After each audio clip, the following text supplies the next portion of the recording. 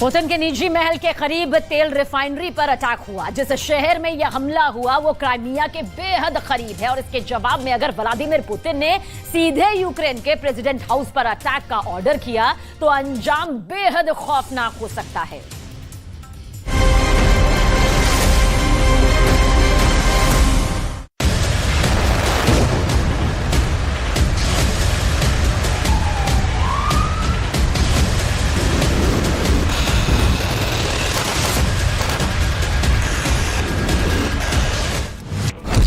क्या Vladimir Putin के महल से सिर्फ 80 मील यानी 129 किलोमीटर दूर इस धमाके में यूक्रेन का हाथ है?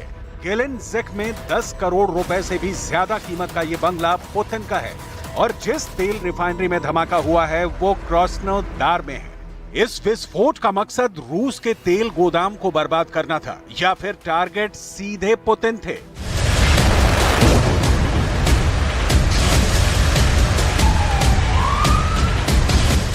सच क्या है इसकी पड़ताल करेंगे। अभी आप क्रास्नोदार का मंजर देखिए। यहाँ की तेल रिफाइनरी में धमाका इतना जोरदार हुआ कि पूरा इलाका थर्रा उठा।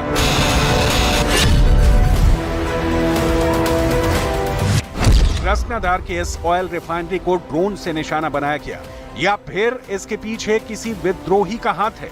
रूस की खुफिया एजेंसियां इसका पता लगाने में शिद्दत से जुटी हैं। धमाका होते ही तेल गोदाम में प्रचंड आग लग गई। आसमान में काले धुएं का गुबार छा गया।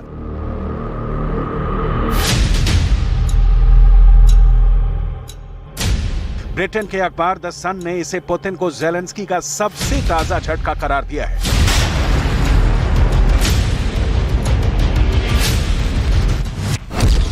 इससे पहले 3 मई को भी यूक्रेन की राजधानी कीव से करीब 1000 किलोमीटर दूर रूस के शहर क्रास्नोदार में सुबह सुबह तेल डिपो में भीषण आग लग गई, जो कि आग तेल जैसी बेहद ज्वलनशील चीज में लगी। ऐसे में पल भर में आग की लपटों ने पूरे तेल डिपो को अपनी आगोश में ले लिया। इस आग के पीछे भी यूक्रेन का हाथ माना गया। इन शोलों को भी पुतिन पर ज़ेलेंस्की का पलटवार बताया गया।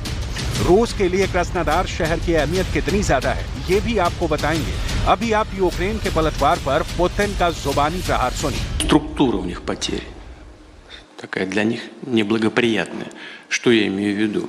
Но вот из всех потерь они приближаются к оценке, которые можно назвать катастрофическими по личному составу. У них структура этих потерь, она для них неблагоприятная, потому что потери, как мы с вами знаем сегодня, они могут быть санитарными, а могут быть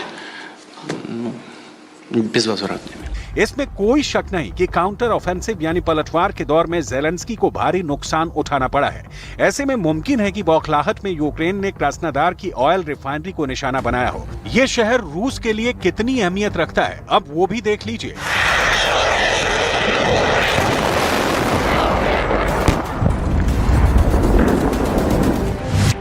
क्रास्नोदार कर्च ब्रिज के जरिए बाकी रूस के क्राइमिया को जोड़ता है, यानी एक तरफ रूस का क्रास्नोदार शहर और दूसरी तरफ 2014 में रूस में शामिल कभी यूक्रेन का हिस्सा रहा क्राइमिया।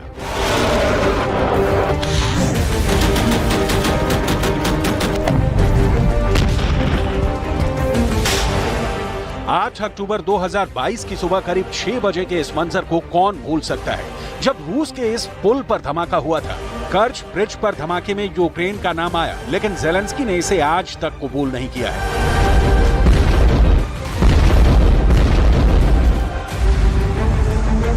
पुतिन की सेना ने पूरे यूक्रेन पर अंधाधुंध मिसाइलें दागकर कर्च ब्रिज पर हमले का बदला लिया था।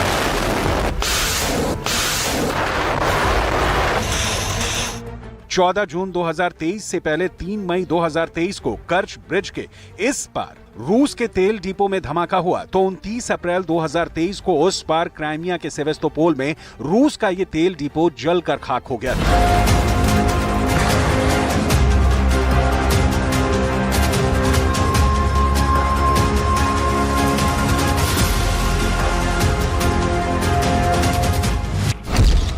29 अप्रैल की सुबह के 4:20 और फिर 4:21 पर सेवेस्तोपोल में लगातार 2 धमाके हुए और फिर पूरा तेल डिपो आग के शोरों से धधक उठा।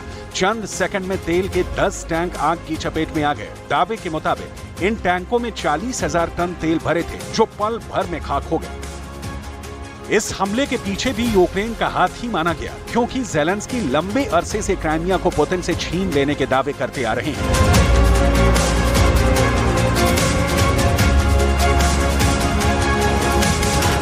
यूक्रेन पर रूस के हमले के बाद से क्राइमिया ज़ेलेंस्की के टारगेट पर है। आए दिन यहां यूक्रेन की तरफ से ड्रोन हमले होते रहते हैं।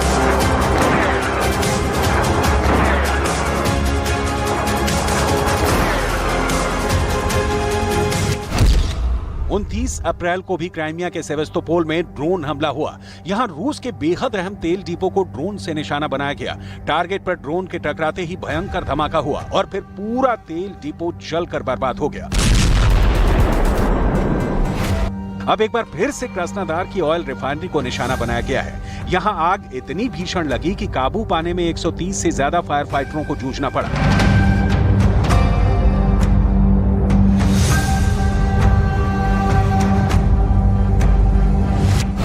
कृष्णादार में इसी हफ्ते रूस के विद्रोही group freedom of Russia legion ने रेडियो हैक कर लिया था। इस दौरान क्राइमिया में पुतिन समर्थक युद्ध अपराधियों को बर्बाद करने की धमकी भी दी गई। फ्रीडम ऑफ रशिया लीजन यानी FRL और पुतिन विरोधी रूस के एक और विद्रोही गुट रशियन वॉलंटियर कोर यानी RVC ने मई के आखिरी हफ्ते में रूस में घुसपैठ की हिमाकत की थी। घुसपैठ रूस के बेलगरद इलाके में हुई थी।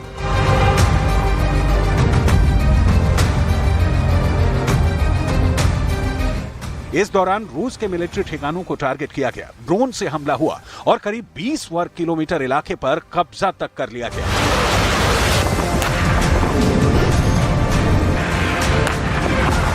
एहतियातन यहां के लोगों को आनन फानन में सुरक्षित ठिकानों पर पहुंचाना पड़ा।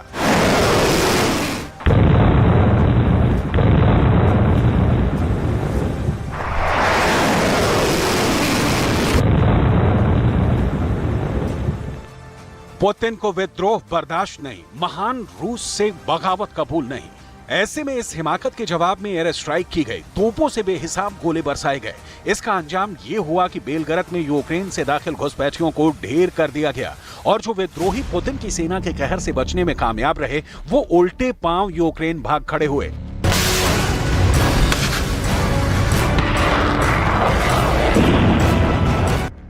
रूस का आरोप है कि विद्रोहियों की इस हिमाकत में यूक्रेन की सेना और सरकार भी शामिल थी।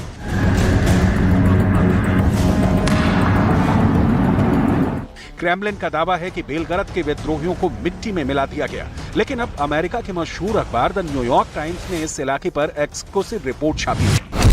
द न्यूयॉर्क टाइम्स के मुताबिक अब यूक्रेन में रूस का युद्ध खुद उसकी दहलीज तक पहुंच गया है। बेलगरद के शेबेकिनो में आलम यह है कि 12 से ज्यादा लोगों की मौत हो चुकी है।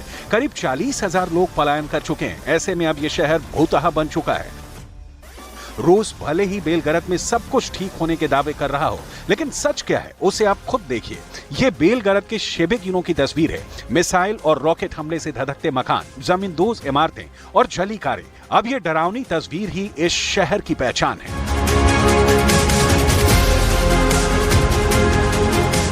ये इसी 10 जून की तस्वीर है, जब पुतिन के सलाहकार सर्गेई किरियेंको ने बेलगरद के गवर्नर व्याचेस्लाव ग्लाडको के साथ शेबेकिनो का दौरा किया था। इस दौरान यहां गिने चुने लोग ही नजर आए।